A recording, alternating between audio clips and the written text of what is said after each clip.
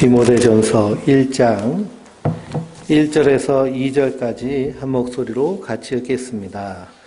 우리 구주 하나님과 우리의 소망이신 그리스도 예수의 명령을 따라 그리스도 예수의 사도된 바울은 믿음 안에서 참 아들된 디모데에게 편지하노니 하나님 아버지와 그리스도 예수 우리 주께로부터 은혜와 긍휼과 평강이 내게 있을지어다. 아멘.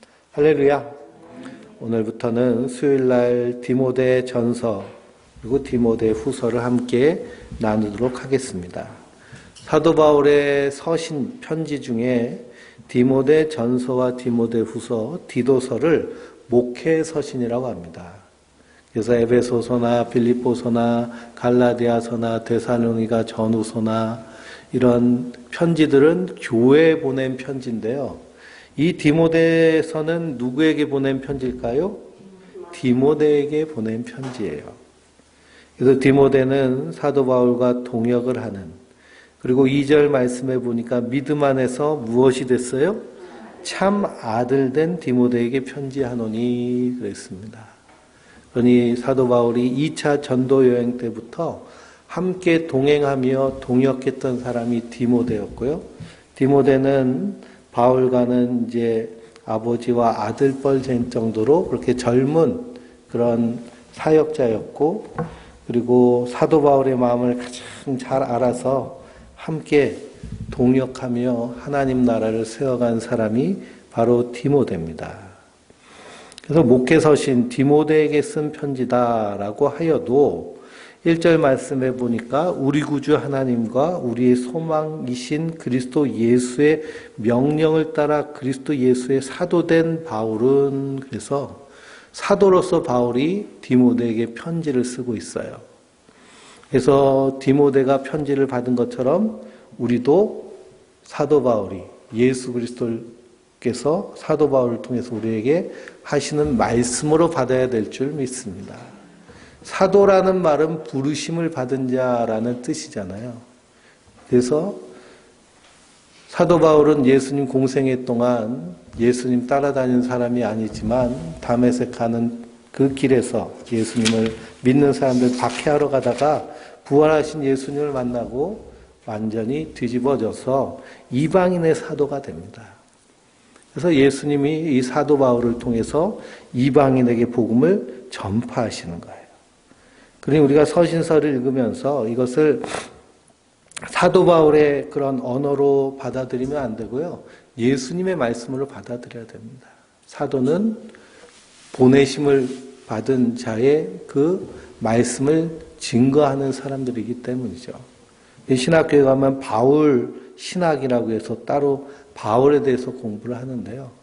그렇다고 해서 그 바울의 신학, 바울의 사상이 예수님의 말씀 가르침과 어긋나는 것은 하나도 없습니다. 다 동일하게 일맥상통하게 이신층이 믿음으로 말미암아 구원받는 것에 대해서 우리에게 전파하고 있습니다. 1절에 보니 우리 구주 하나님과 라고 되어 있어요. 보통 우리는 우리 구주 하면 누구로 부르나요? 예수님으로 부르잖아요. 우리 구주 예수님. 근데 디모데 전서에서는 우리 구주 하나님이라고 말씀하고 있습니다. 근데 결론적으로 보면 예수 그리스도를 이 땅에 보내신 분도 누구세요? 하나님이시죠. 태초에 천지를 창조하실 때 하나님 혼자 창조하신 것이 아니라 말씀을 통해서 하나님이 천지를 창조하셨습니다. 그 말씀이 바로 누구실까요? 예수님이세요. 말씀이 육신이 되어 이 땅에 오신 분이 예수님이십니다. 그러니 태초에 하나님이 천지를 창조하시고 에덴 동산을 창설하시고 아담과 하와를 거기 두시고 거기서 안식하려고 하셨어요. 그러나 그 안식이 선악과를 따먹은 인간의 죄악 때문에 깨졌습니다.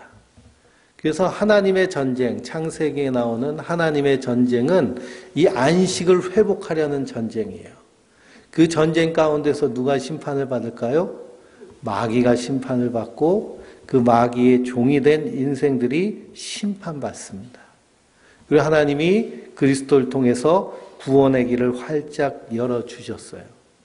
그러니 우리의 구주 되신 분 하나님이시고 그리스도신 줄 믿습니다. 또한 우리의 예수님은 누구라고 말하고 있어요? 소망이신 그리스도 예수라고 말씀하고 있습니다. 그래서 예수님이 우리의 소망이 되세요. 우리 성도님들은 예수님 우리의 소망 되시나요? 네. 그리스도인들은 예수님이 우리의 소망이에요. 유일한 소망. 다른 이름은 없어요. 근데 세상 사람들은 다 뭐가 소망일까요? 예? 돈이 소망이에요, 돈이. 뭐 명예, 권력 뭐 그런 건 돈만 있으면 다 생깁니다. 그렇죠? 예. 그냥 돈이 그냥 수조 원씩 깔려 있어가지고 동네 사람들한테 다 차 한 대씩 사주고, 예, 길 터주고, 예, 그냥 놀고 먹고 살게 해주고 그러면 명예는 자연스럽게 오르잖아요. 그렇죠? 이 돈이 이 세상 사람들 모두 원하는 바예요. 그래서 예배 시간 전에 PD 수첩 뭐 이렇게 짧게 그 예고하는 걸 봤는데요. 이 아파트 값이 막 오르니까 사람들이 욕심이 나가지고요. 자기가 살고 있는 집 대출 받아가지고 그래서 그걸로 아파트를 사고 서울에 사는 사람이 저 제천, 원주 보통 3채씩 가지고 있더라고요. 3채, 4채. 근데 금리가 팍팍 오르고 그리고 아파트 값은 뚝뚝 떨어지니까요. 이 한 달에 뭐 많이 벌어야 400, 500 버는 사람들이 이자만 400, 500씩 내니까 쩔쩔매는 겁니다. 사는 아파트들은 뚝뚝 떨어지고 빚더미에 올라가지고요. 그래서 어쩌지 못하는 그런 모습들을 이렇게 방송을 통해서 보여주더라고요. 근데 결론은 다 뭐 때문에 그렇게 됐을까요? 욕심 때문에 그렇게 된 거예요. 욕심 때문에. 버스 운전하는 사람도 평범한 직장인들도 부자 아빠가 되고 싶어가지고요. 보니까 다 30대, 20대, 40대 젊은 사람들. 그러니 세상이 어떻게 돌아가는지 모르고 욕심 부리다가 완전히 빚더미에 앉아있는 내용들을 보도하고 있습니다. 그러니 지금 이제 시작이거든요. 그러니까 내년 2023년은 더 심각해질 수 있습니다. 이런 모습이 1990년대 일본이 버블 경제가 붕괴되면서 똑같이 일어났던 일들이거든요. 그런데 교훈을 삼고 인구가 감소되고 기후변화가 이렇게 심각하고 세상이 어떻게 돌아가는지를 잘 보면서 살아야 되는데 욕심이 생기면은 어떻게 될까요? 눈이 멀어버립니다. 그래서 하나님의 사람은 썩어질 것, 불타없어질 것, 벌레 먹어 사라질 것에 그렇게 소망을 두며 사는 자들이 아니에요. 성경은 먹을 것과 입을 것이 있으면 족한 줄 알라고 되어 있거든요. 그러니 오늘 하루 세 끼 잘 먹고 그리고 이 추운 겨울에 따뜻하게 입을 옷이 있고 거처하고 잠잘 그런 집이 있으면 성도는 이 땅에서 만족하며 감사하며 사는 자들인 줄 믿습니다. 우리의 소망은 어디에 있어요? 저 하늘에 있어요. 소망이 하늘에 있기 때문에 예수님밖에 없는 거예요. 에베소서 2장은 왜 예수님이 정말 우리의 소망이 되시는지를 분명히 말씀하고 있습니다. 한번 다시 볼까요? 에베소서 2장. 에베소서 1장하고 2장은 뭐 거의 달달 외우다시피 우리 그리스도인들은 기억하고 있어야 됩니다. 2장 1절을 읽어볼까요? 그는 허물과 죄로 죽었던 너희를 살리셨도다 그랬습니다. 허물과 죄로 우리는 죽은 상태였어요. 근데 누가 살려주셨어요? 예수님께서 살려주셨어요. 죽어있는 상태는 어떤 상태일까요? 2절에 그때 너희는 그 가운데서 행하여 이 세상 풍조를 따르고 공중권세 잡은 자를 따랐으니 곧 지금 불순종의 아들들 가운데 역사하는 영이라 그랬습니다. 그러니 그때에 허물과 죄로 죽었던 때에는 우리도 다 어디 따라다녔어요? 세상 풍조 따라다녔어요. 그러니 부자 된다 그러면요 코인도 사고 주식도 사고 그냥 아파트도 다 빚 얻어가지고 그냥 사는 거죠. 뭐 되고 싶어서요? 부자가 되고 싶어서. 남들도 다 그렇게 하니까. 근데 그 뒤에, 그 욕심 뒤에는 누가 잘 꼬아리 트고 있어요? 공중권세 잡은 사단 마귀가 꼬아리 타고 있습니다. 그러니 버블이 꺼지면서 빚더미에 올라서면 그러면 이제 누구의 노예가 돼요? 예? 돈의 노예가 되고 세상의 노예가 되고 마귀의 노예가 됩니다. 이런 모습들은 3절에 보니까 우리도 다 그 가운데 육체의 욕심을 따라 지내며 육체와 마음이 원하는 것을 하며 다른 이들과 같이 본질상 진노의 자녀였으니. 본질상 진노의 자녀예요.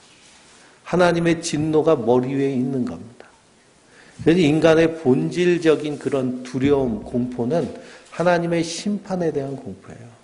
하나님 반드시 심판하실 것이기 때문에. 그런 인생이 죽음이 두려운 이유는 뭐냐? 하나님의 심판이 있기 때문입니다. 그러나 성도는 누가 소망이시기 때문에? 예수님이 소망이시기 때문에.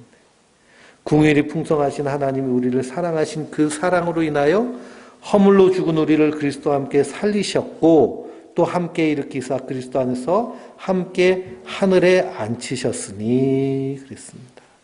그러니 우리는 여기 예배당에 앉아 있지만 본질상 어디에 앉아 있는 자들이에요? 하늘에 앉아 있는 자들이에요. 하나님 나라에 앉아서 영생복락 누릴 자인 줄 믿습니다. 우리는 이 믿음을 가지고 하늘 소망을 가지고 사는 자들인 줄 믿습니다. 그래서 사도 바울은 다시 본문으로 오면은요, 디모데전서 1장 1절에 우리의 소망이신 그리스도 예수라고 말씀하고 있습니다. 그 예수님이 누구에게 명령했어요? 사도 바울에게 다메섹 도상에서 그를 뒤집어 엎으셔서 사도로 부르셨습니다. 그러면 지금은 사도가 있을까요? 없을까요?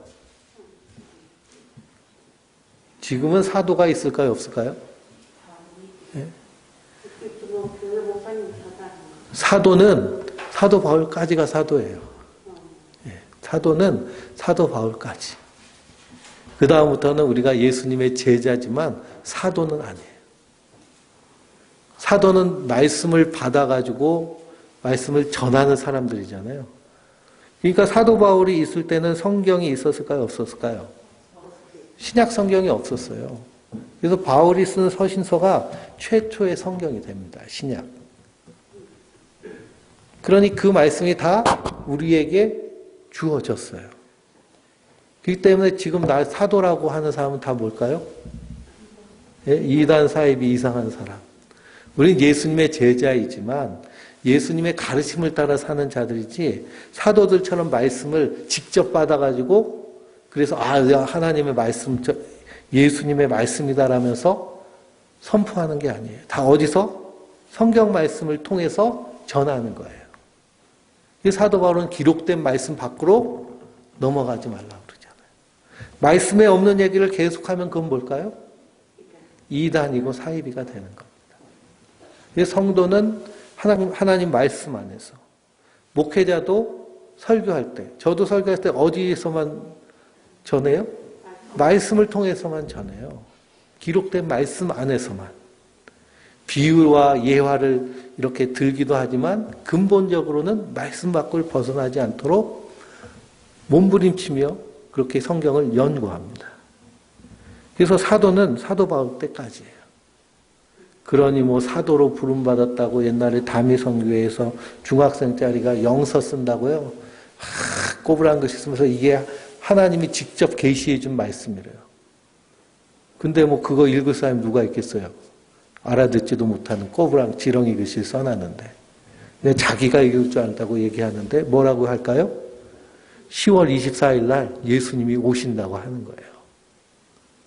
근데 오셨어요? 안 오셨어요? 안 오셨잖아요. 성경에는 그 날과 시는 뭐라고 하셨어요? 하나님만 아신다고 그랬어요. 알 필요도 없고 알아도 소용이 없다는 겁니다. 그날 안다고 하나님 나라 가는 게 아니라는 거예요. 그날 몰라도요, 우리가 예수 믿는 믿음 안에 든든히 서 있으면 지금 당장 오실지라도 내일 당장 오실지라도 성도는 두려울 것이 하나도 없고 문제될 것이 하나도 없습니다. 근데 내일 10시에 예수님 오신다고 그러면은 지금부터 막 회개하면 될까요? 그 회개를 하나님 받으실까요? 하나님을 만홀히 여기지 말라고 그랬잖아요. 하나님은 업신여김을 당하지 않으시는 분이시고 속지 않으시는 분이라는 거예요. 우리 중심을 보시는 분이세요. 그래서 사도 바울이 그리스도 예수의 사도된 바울은 2절에 믿음 안에서 참 아들된 디모데에게 편지를 한다 그랬습니다. 어디 안에서요? 믿음 안에서, 예수 안에서 디모데가 함께 동역하며 아들과 같이 여기는, 참 아들 됐다는 것은 사도 바울이 디모데를 어떻게 여긴다는 거예요? 응? 아버지의 마음으로 그렇게 사랑하고 아끼고 그리고 품어주는 사람으로 말하고 있는 거예요. 그러니 믿음 안에서 우리도 다 뭘까요? 믿음 안에서 우리도 한 가족이에요. 형제 자매 가족. 형제 자매 가족. 믿음 안에서. 그래서 새로운 가족 공동체를 하나님 우리에게 주신 줄 믿습니다. 믿음 안에서 참 아들 된 디모데에게 편지를 썼는데요. 이 디모데는 어떤 사람이냐? 디모데후서 1장 3절에서 5절 한번 보실까요? 디모데후서 1장 3절에서 5절입니다.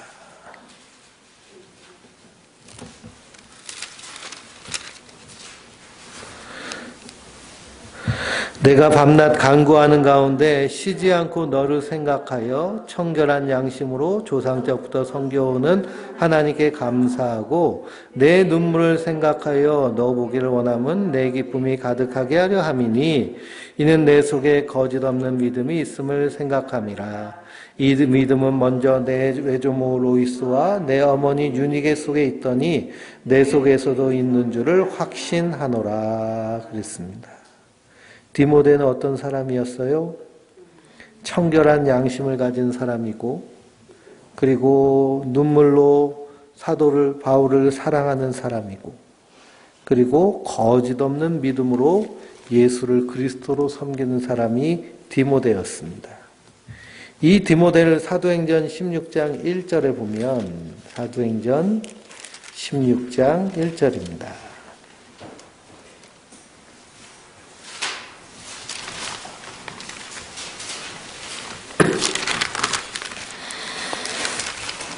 (16장 1절을) 같이 읽어보겠습니다. 바울이 더베와 루스드라에도 이름에 거기 디모데라는 제자가 있으니 그 어머니는 믿는 유대 여자요 아버지는 헬라인이라. 디모데는 루스드라와 이고니아에 있는 형제들에게 칭찬을 받는 자니 바울이 그를 데리고자 할 때 그 지역에 있는 유대인들을 말미암아 그를 데려다가 할례를 행하니 인 그 사람들이 그의 아버지는 헬라인인 줄 다 알미러라. 여러 성으로 다녀갈 때에 예루살렘에 있는 사도와 장로들이 작정한 규례를 그들에게 주어 지키게 하니 이에 여러 교회가 믿음이 더 굳건해지고 수가 날마다 늘어가니라 그랬습니다. 바나바랑 한바탕 싸우고 헤어지고선요 디모데를 만나요. 하나님 디모데를 만나게 해주신 것이죠. 그 디모데와 함께 이제 빌립보로 넘어가서 2차 전도 여행을 함께 떠나게 되는 사람이 바로 디모데입니다. 그래서 이 디모데에 대해서 데살로니가전서 3장 2절에는 그의 사역에 대해서 말하고 있죠. 데살로니가전서 3장 2절입니다.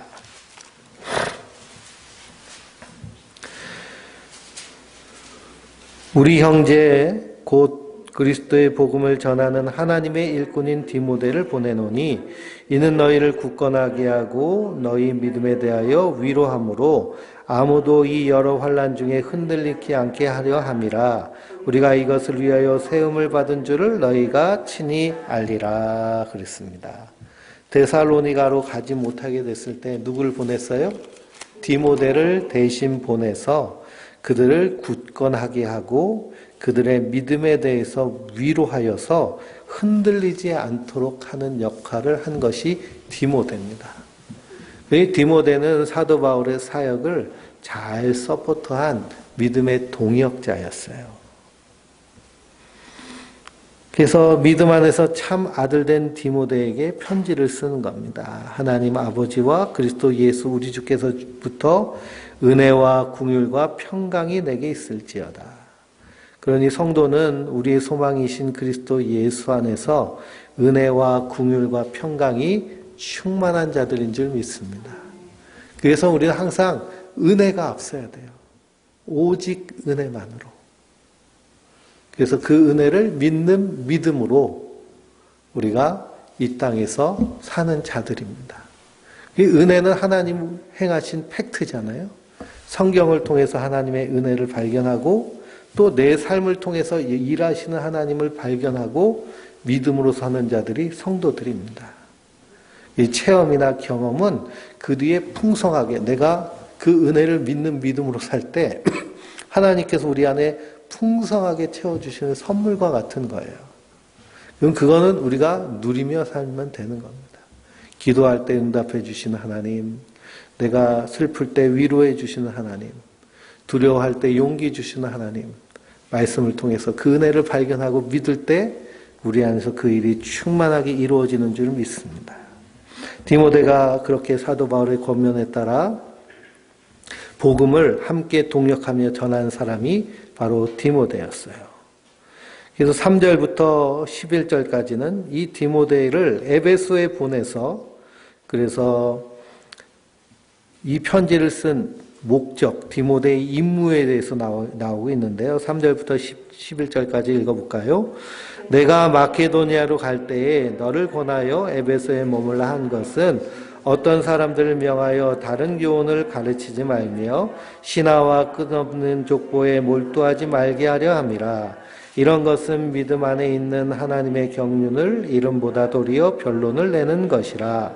이 교훈의 목적은 청결한 마음과 선한 양심과 거짓 없는 믿음에서 나오는 사랑이거늘 사람들이 이에서 벗어나 헛된 말에 빠져 율법의 선생이 되려 하나 자기가 말하는 것이나 자기가 확증하는 것도 깨닫지 못하는도다. 그러나 율법은 사람이 그것을 적복하고 했으면 선한 것임을 우리가 아노라.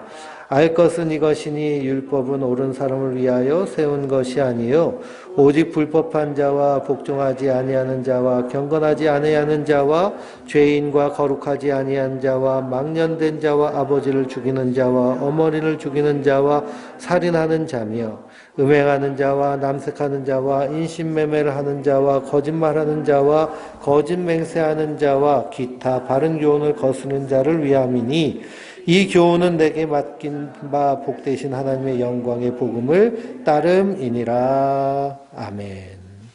디모데를 어디에 보내요? 에베소에 보냅니다. 마케도니아에 갈 때에 디모데를 에베소에 머물라고 하세요. 그 이유는 뭐냐? 다른 교훈을 가르치는 사람들이 있기 때문에 그렇습니다.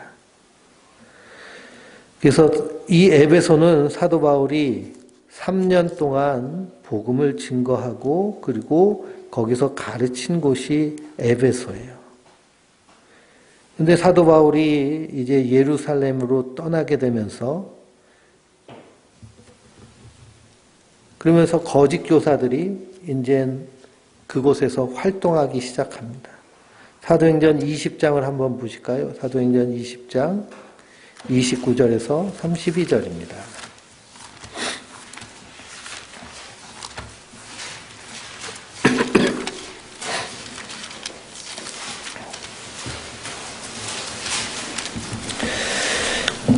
(17절부터) 볼까요? 17절부터. 바울이 밀레도에서 사람을 에베소에 보내어 교회 장로들을 청하니 오매 그들에게 말하되 아시아에서 들어온 첫날부터 지금까지 내가 항상 여러분 가운데서 어떻게 행하는지를 여러분도 아는 바니 곧 모든 겸손과 눈물이며 유대인의 관계로 말미암아 당한 시험을 참고 주를 섬긴 것과 유익한 것은 무엇이든지 공중 앞에서나 각 집에서나 꺼리낌 없이 여러분에게 전하여 가르치고 유대인과 헬라인에게 하나님께 대한 회개와 우리 주 예수 그리스도에 대한 믿음을 증언한 것이라. 보라, 이제 나는 성령에 매여 예루살렘으로 가는데 거기서 무슨 일을 당하는지 알지 못하노라. 오직 성령이 각성해서 내게 증언하여 결박과 환난이 나를 기다린다 하시나 내가 달려갈 길과 주 예수께서 받은 사명 곧 하나님의 은혜의 복음을 증언하는 일을 마치려 하면은 나의 생명조차 조금도 귀한 것으로 여기지 아니하노라. 보라, 내가 여러분 중에 왕래하며 하나님 나라를 전파하였으나 이제는 여러분이 다 내 얼굴을 다시 못 줄로 아노라. 그러므로 오늘 여러분에게 증언하거니와 모든 사람의 피에 대하여 내가 깨끗하니 이는 내가 거리끼지 아니하고 하나님의 뜻을 다 여러분에게 전하였음이라. 여러분은 자기를 위하여 또는 온 양떼를 위해서 삼가라. 성령이 그들 가운데서 여러분을 감독자로 삼고 하나님이 자기 피로 사신 교회를 살피게 하셨느니라. 내가 떠난 후에 사나운 이리가 여러분에게 들어와서 그 양떼를 아끼지 아니하며 또한 여러분 중에서 제자들을 끌어 자기를 따르려고 하려고 어그러진 말을 하는 사람들이 일어날 줄을 내가 아노라. 그러므로 여러분이 일깨어 내가 3년이나 밤낮 쉬지 않고 눈물로 각 사람을 훈계하던 것을 기억하라. 지금 내가 여러분을 주와 및 그 은혜의 말씀에 부탁하노니 그 말씀이 여러분을 능히 든든히 세우사 거룩하게 하심을 입은 모든 자 가운데서 기업이 있게 하시리라. 아멘. 사도 바울이 3년 동안 눈물을 흘리면서 가르친 것이 무엇이냐 하면 하나님에 대한 21절이죠. 하나님에 대한 회개와 우리 주 예수 그리스도에 대한 믿음을 가르치고 증언했습니다. 그리고 예루살렘으로 돌아가면서 내가 달려갈 길과 주 예수께서 받은 사명 곧 하나님의 은혜의 복음을 증언하는 일을 마치려 하면은 나의 생명을 좀 더 귀한 것으로 여기지 아니하노라 라고 했습니다. 그러나 에베소에서 사도 바울이 떠나니 이제는 사나운 이리가 여러분에게 들어와 양떼를 아끼지 아니하고 여러분 중에서 제자들을 이끌어 자기를 따르려고 어그러지는 말을 하는 사람들이 일어날 줄을 내가 아노라 이렇게 얘기합니다. 그러니 초대교회는 이 거짓 교사들 그리고 율법주의자들이 얼마나 많이 활동하는지 모릅니다. 3년 반 동안 쉬지 않고 눈물로 각 사람을 훈계하던 하나님에 대한 회개와 우리 주 예수 그리스도에 대한 믿음 위에 든든히 서 있어라 라고 권면하면서 떠났는데요. 그 후에 에베소 교회 디모데를 다시 보내어서 그래서 그곳에서 그들을 은혜 위에 복음 위에 바로 서도록 돕는 역할을 하기 위해서 디모데를 보냅니다. 그러니까 디모데를 보내면서 디모데에게 경계하는 거예요. 다시 본문으로 돌아와서 3절을 보면 어떤 사람들을 명하여 다른 교훈을 가르치지 말며 신하와 끊임없는 족부에 몰두하게 하려 하는 일들을 어떻게 하라는 거예요?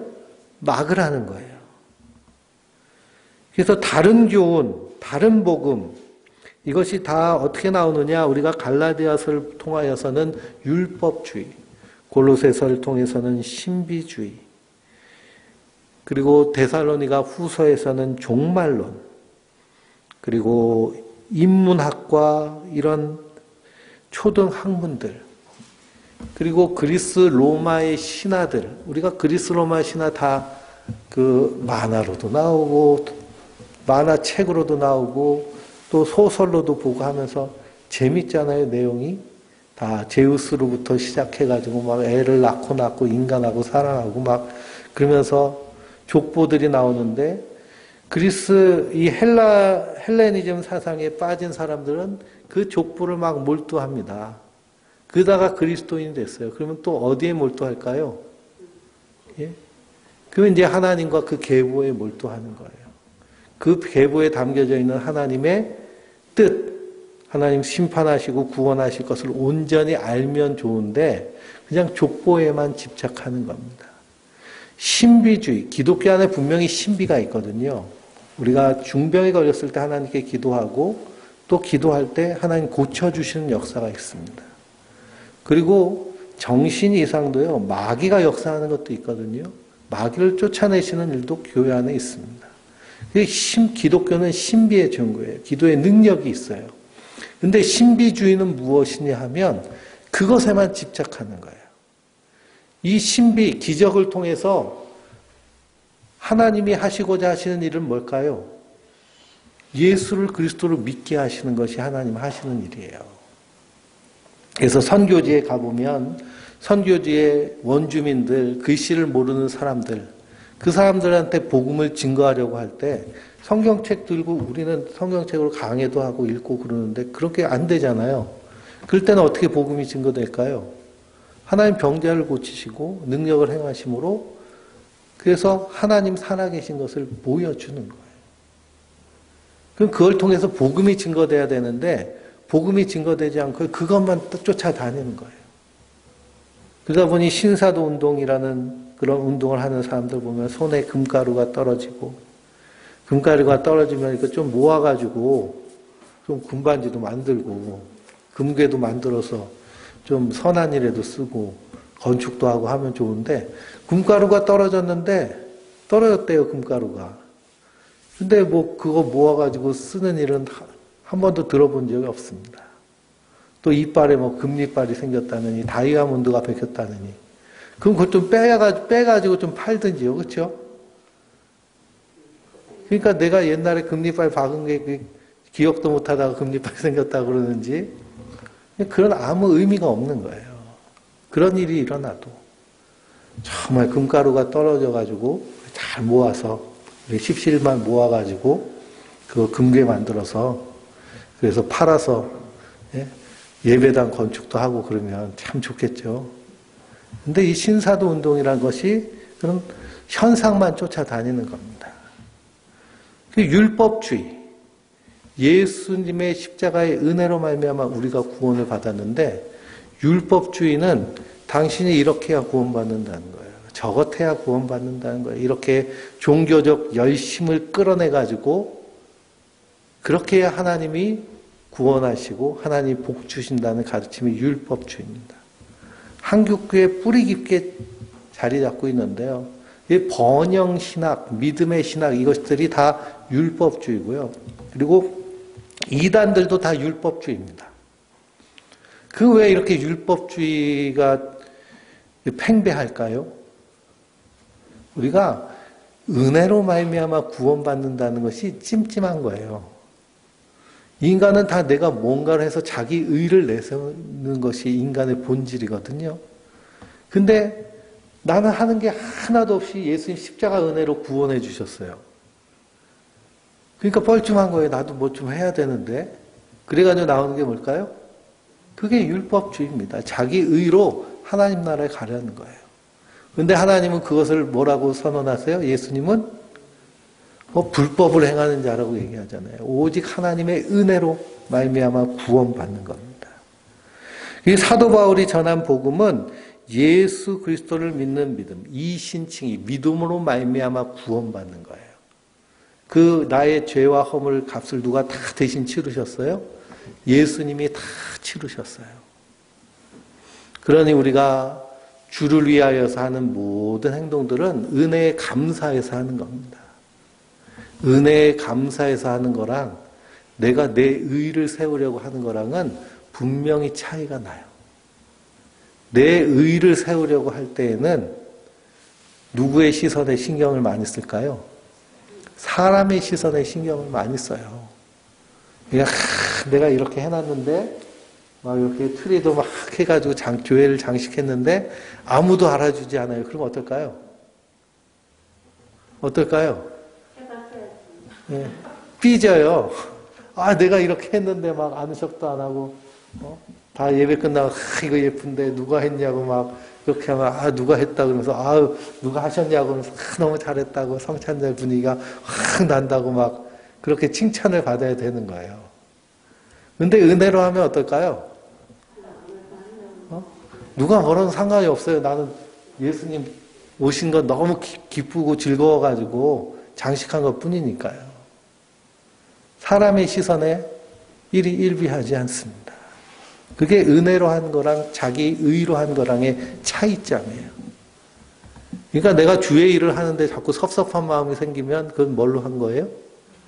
내 의로 한 거예요. 그건 하나님은 안 받으세요.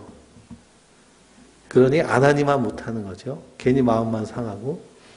그런데 하나님의 은혜에 감사해서 하면 그럼 섭섭함이 없어요. 기쁘고 감사한 거예요. 누가 뭐라고 해도요. 그 중심이 그리스도에 있기 때문에 괜찮아요. 난 사랑하고 싶어서 한 거야. 네가 뭐라고 해도 난 괜찮아. 이게 바로 은혜로 사는 자들인 줄 믿습니다. 그런데 사나운 이리가 사도 바울이 에베소 교회를 떠나니까 와가지고 율법주의, 신비주의, 세대주의 종말론. 세대주의 종말론은 이 성경에 나와 있는 종말의 사건들을 사진으로 보는 거예요. 사진으로. 우리는 뭘로 봐야 돼요? 상징으로 봐야 돼요. 성경에 나와 있는 모든 하나님의 일하심이라든지 계시록이나 묵시록, 다니엘서나 나오는 그런 일들은 사건들이나 거기 나와 있는 그런 배경들은 상징으로 해석을 해야죠. 사진으로 해석하면 그러면 6번째 나팔이 불러졌어요. 그 상징적으로 이렇게 보면은 여러 가지 사건들을 우리가 연상할 수 있는데 사진으로 보면 어떻게 될까요? 어떤 딱 한 가지의 사건이 돼야 되는 거예요. 그러다 보니까 이런 사람들이 세대주의 종말론, 저도 어떤 책을 한 권 받았어요. 이렇게 도톰하게 칼라로 해가지고 인쇄를 잘 해가지고 보내주셨더라고요. 그 내용이 세대주의 종말론 책이에요. 얼마 전에 그 빨간 그 레드문이 떴잖아요. 지난달인가요? 레드문이 뜨고 그 레드문이 뜨는 주기를 계산을 해가지고 예수님 오시는 날을 계산한 그런 내용도 있어요. 그 보면은 2023년에 오신대요. 예, 내년에. 예. 근데 그것도 그 자료들이 많이 쌓이니까 꽤 볼만 하더라고요. 예. 근데 다 이제 말도 안 되는 얘기겠지만. 그래서 자기들끼리 막 논리가 치열해요. 그래서 달이 언제 뜨고 뭐 하는 이런 것들 가지고 이게 6번째 나팔의 징조다 뭐 이렇게 징조다. 지금 막 그 화산이 지금 엄청 터지고 있는 거 아세요? 예, 지금 저 남미에서도 화산 2개가 터지고 하와이에서도 터지고 뉴질랜드에서도 터지고 지금 저기 이탈리아에서도 펑펑 터지고 그래서 환태평양 그 골이라고 그러잖아요. 여기 화산 활동이 엄청 지금 활발합니다. 그래서 그 용암 흐르는 거 하와이 가서 보러 가는 사람들이 그렇게 많대요. 근데 이런 걸 보면은 세대주의 종말론자들은 어떡할까요? 긴장하는 게 언제 오시나. 근데 언제 오시나 보다 더 중요한 게 뭐예요? 예수를 믿는 게 중요해요. 예수님을 믿는 게. 그 인문학, 또 심리학도 마찬가지예요. 심리학도. 현대 가장 그 핫한 학문 중에 하나가 심리학인데요. 그래서 이런 초등 학문들은 우리가 예수 그리스도를 주로 섬기고 이 땅에서 신앙생활 하는데 이렇게 부수적으로 시녀의 역할을 하면 돼요. 그래서 중세시대에는 모든 학문이 신학의 시녀였거든요.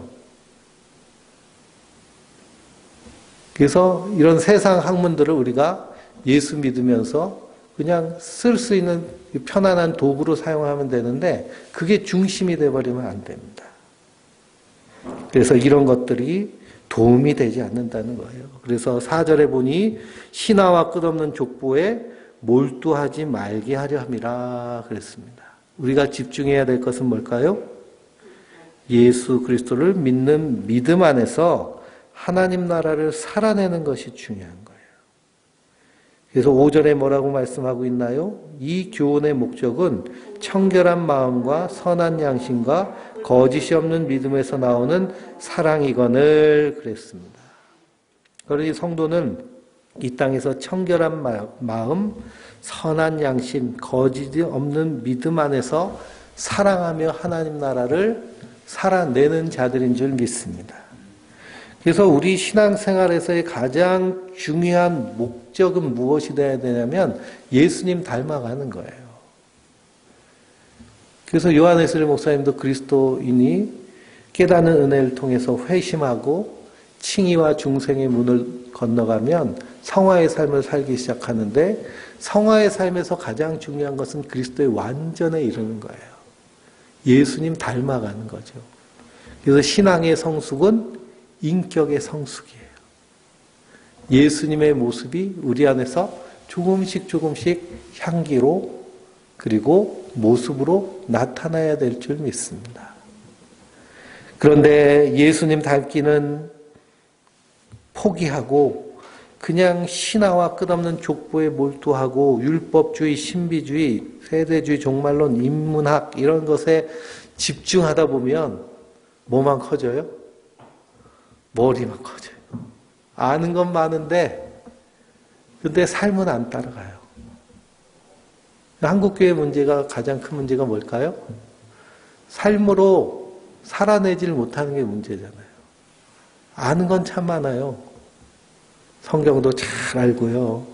율법도 잘 알고 기도도 잘해요. 대한민국 사람처럼 기도 잘하는 사람들도 별로 없어요. 새벽 기도, 특별 새벽 기도 하는데도 특별 새벽 기도를 한다고 그러고, 다니엘 기도 한다고 그러고. 그래서 온갖 기도는 다 하는데요.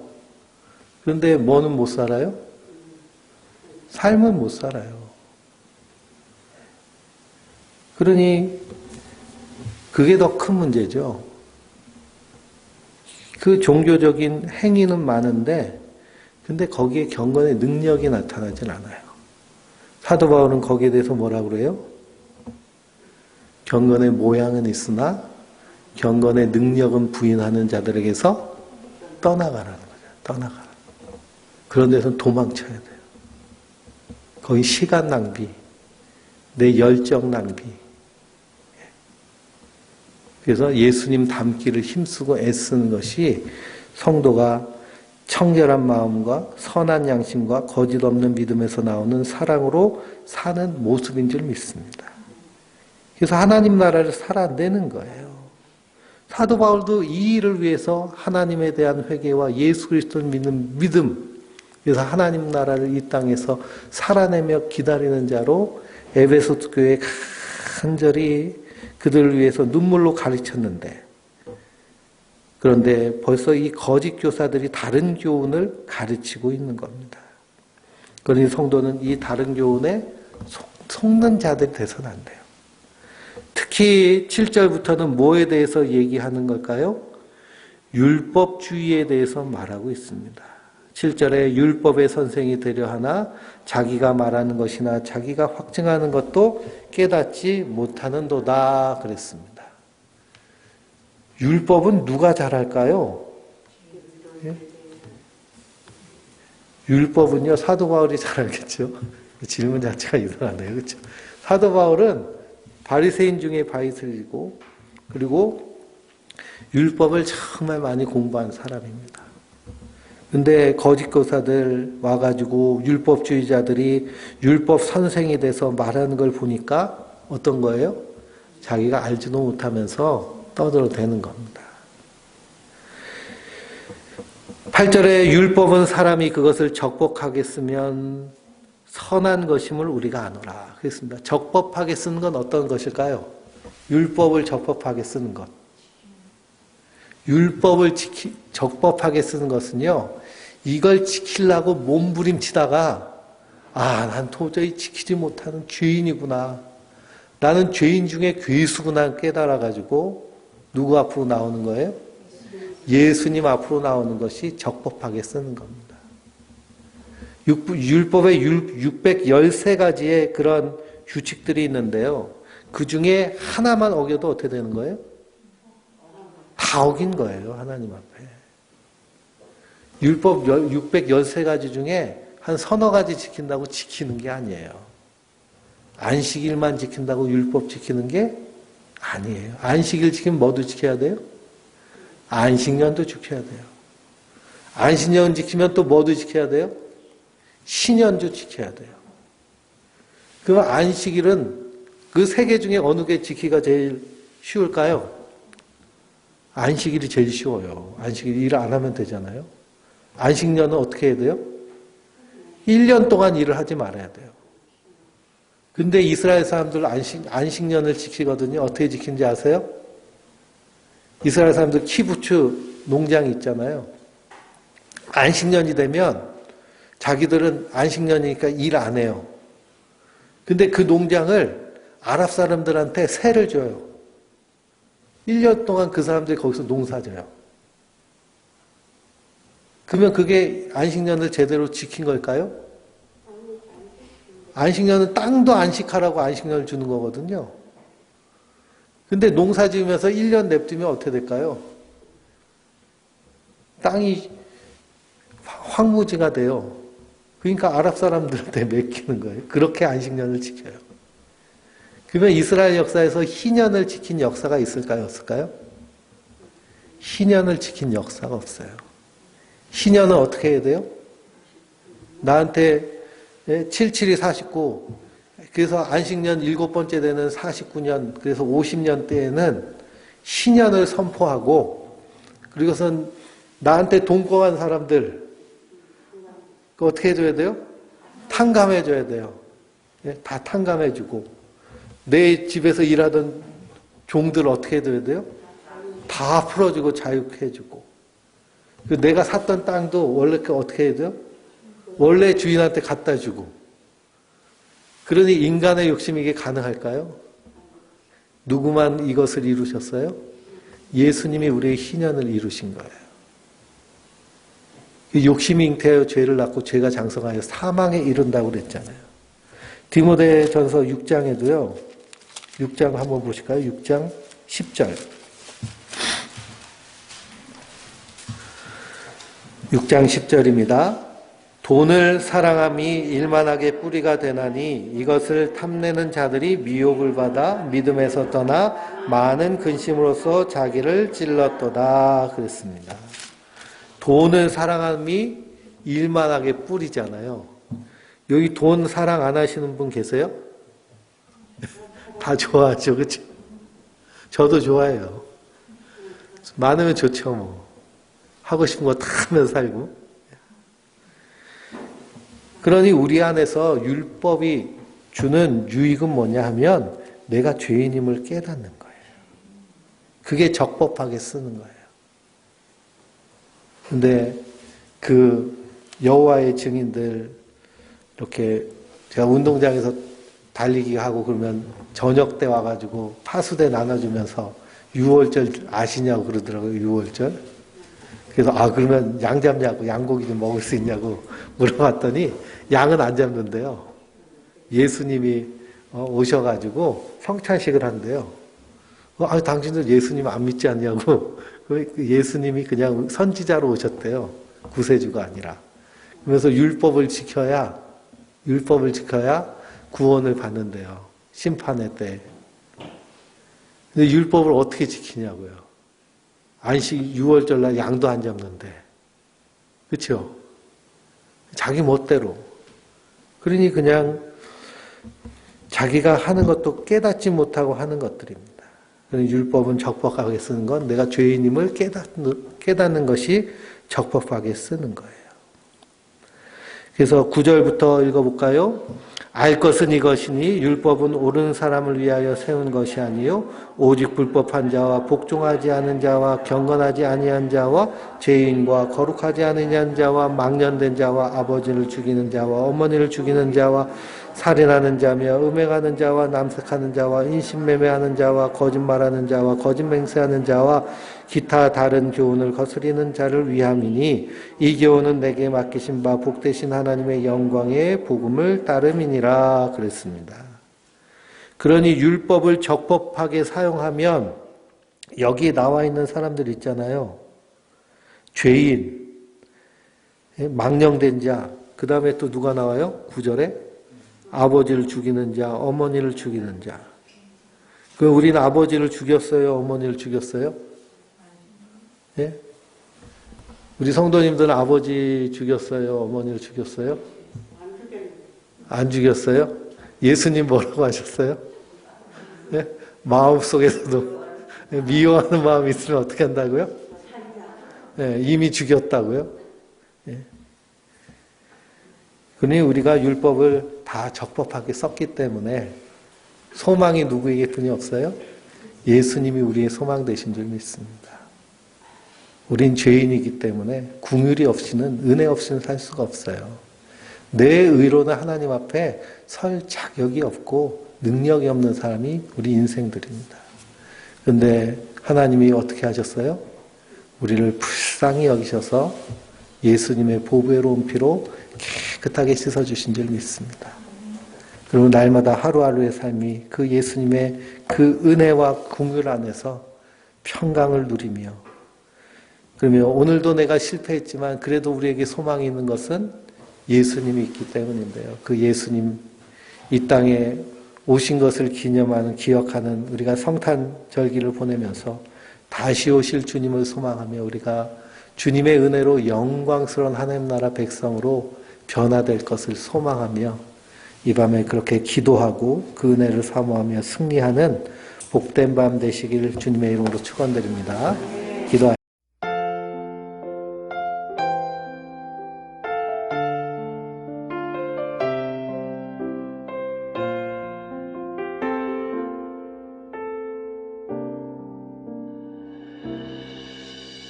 주 나의 모습 보네 상한 나의 맘 보시네 주 나의 눈물 안에 홀로 울던 맘 아시네 주 나의 모습 보네 상한 나의 맘 보시네 주 나의 눈물 안에 홀로 울던 맘 아시네 세상 소망 다 사라져가도 주의 사랑은 끝이 없으니 살아가는 이 모든 순간이 주 은혜임을 나는 믿네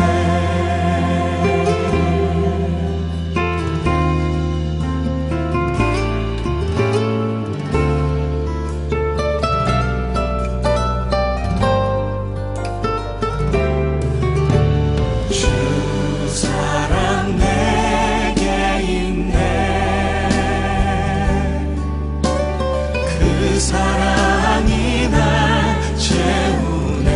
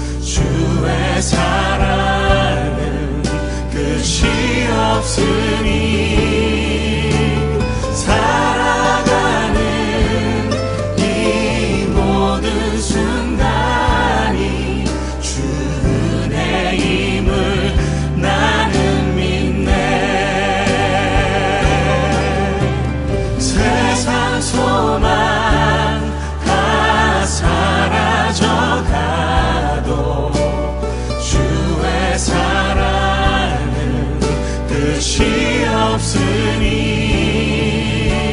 살아가는 이 모든 순간이 주